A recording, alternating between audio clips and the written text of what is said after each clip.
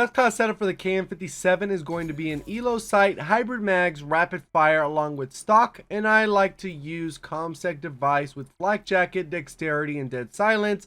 If you do not want the ELO sight, you can go ahead and drop dead silence and the ELO so you can attach the grip or another attachment you'd like. So in today's video, what I'm going to do is show off a quick hard point match with the KN57, just showing off how versatile it is. In my opinion, it is a top 5 weapon, probably a top 3, and overall it really only has one drawback, and that is that you cannot equip FMJ, which puts you at a disadvantage in certain scenarios. So if you enjoy the gameplay breakdown, please remember to hit that like button if you can for me, and if you're brand new to the channel and you're looking to find your way back, make sure you do hit the red subscribe button. Also, if you're one of the 62% that keep coming back to my channel by searching JGod in the search bar, please remember to hit that subscribe button. It would help the channel reach that 100K milestone. It's funny what a difference it makes to run a rifle on Nuketown over an SMG. I was running an SMG and you can do really well, but it really comes down to your team mechanic and how much your teammates are pushing forward. You can see in this gameplay I'm able to move around, pay attention to what's going on, snap on the targets. The time to kill is pretty good with the KN. It allows you to move around, get that extra mobility with the stock, so you're able to win more engagements. I'm expecting a spawn flip, so I'm kind of just pushing through. I go ahead and force it so that my team spawns in this area, and then hopefully they'll be able to grab my ammo bag. Only 25 off the streak, and as I've talked about before, typically I'll play a little bit slower to get that first set of streaks, and then I can go ahead and push it into gear and start running around the map at 100 miles per hour. A lot of times people don't realize how effective those streaks are because it will dictate your enemy player movement. Right here you can see I'm peeking in the spawn, expecting to see if someone's going to come that way. Teammates spawn on me. I'm just kind of locking down the hard point, trying to get those hard point points. I've already called in my streaks, waiting for them to come in. See someone's coming around the corner. It looks like the spawns have flipped. And then now I'm going to go ahead and rotate upstairs because it looks like I have teammates downstairs. I go ahead and peek out, see if anyone's back here, as they will spawn, and then I go ahead and peek in the middle of the map, and right here's where FMJ would have really helped because you have zero wallbang potential with the KN57 if someone's in that middle train.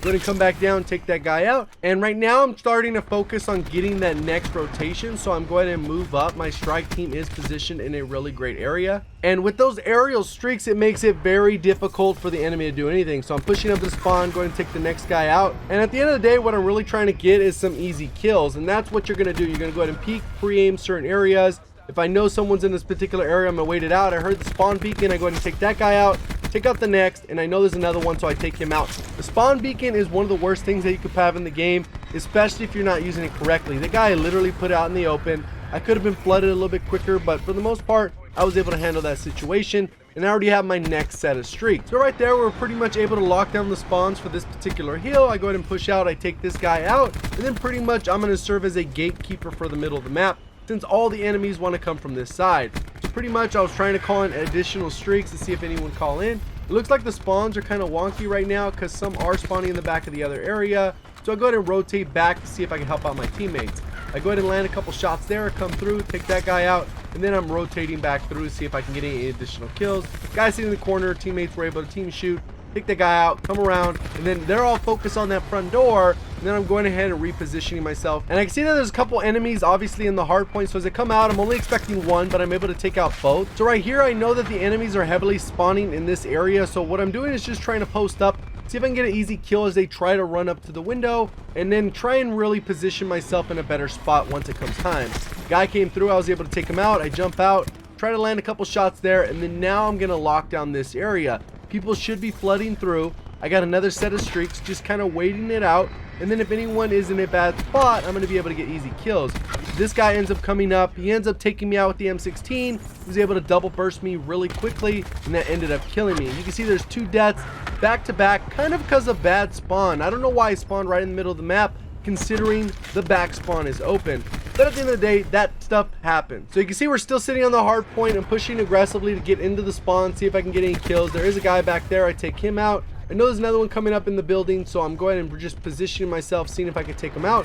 Sitting in the corner, I was able to take him out. That was the guy who was upstairs that shot me with the burst weapon, and now I'm just positioned, taking out these people. You can see the time to kill is incredibly fast if you're able to hit your shots. Take out that one, take out the second, and then there's another one coming around. I get the third, and then I get burst in the back while I come around the corner, but odds are I would have got hit by that guy camping in the random corner. So that's 3 deaths so far, and I'm going to have only 1 more death in the entire match. But one thing I did want to talk about is how to get an easier lobby. What I was trying to do right here is to get that easier lobby, and the best thing you can do is streak up early and force good players to leave the match. The guy who's running the M16, he was really trying to sweat out his life in the previous match when I was using a different weapon, and I wanted him to leave the lobby because it's a pretty easy lobby. You guys can see, shoot the people, able to position myself the right way. Obviously, I'm not going to play reckless or stupid. I'm going to be able to get a ton of kills and be able to streak up and just control the match.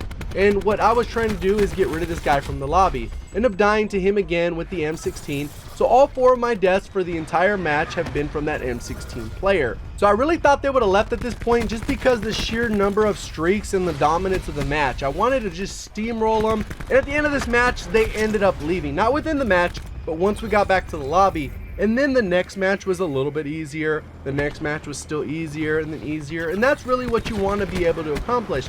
Be good enough to get the good players to leave. And that's not an easy task to do, because if you're not good, you're not going to be able to win those gunfights. You're not going to be able to hit your streaks really quickly. You're not going to be able to cycle the streaks and put the enemy in a position where they just getting steamrolled so bad that they just said, screw this, I'm not going to carry this team. Because that's inevitably what's going to happen. You're going to put them in a position where they're going to have to carry 5 randos, which I've had to do, and it is very annoying. And if the enemy streaks up way too quickly, you just kind of leave because you're like, man, I only died once. How do they have a gunship?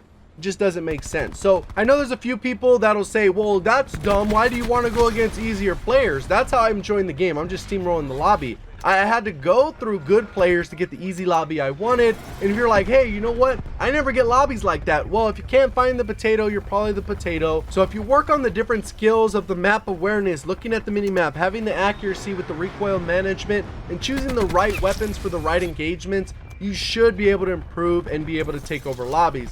It's a lot easier said than done, I know that, but there's plenty of people that write me in the comments section on a daily basis explaining that they have gone from struggling to get UAVs to getting sniper nests and strike team on a regular basis. So when it was all said and done, I ended up with 80 kills, 4 deaths, over 10,000 damage, and over a minute on the hill. Hopefully you did enjoy the video. If you did, please remember to hit that like button. If we get this video over 500 likes, it'd be really appreciative. And then if you are brand new to the channel or you continue to find your way back, make sure you do subscribe with notifications on. So a quick little hardpoint match. Thank you for watching, and as always, have a great day.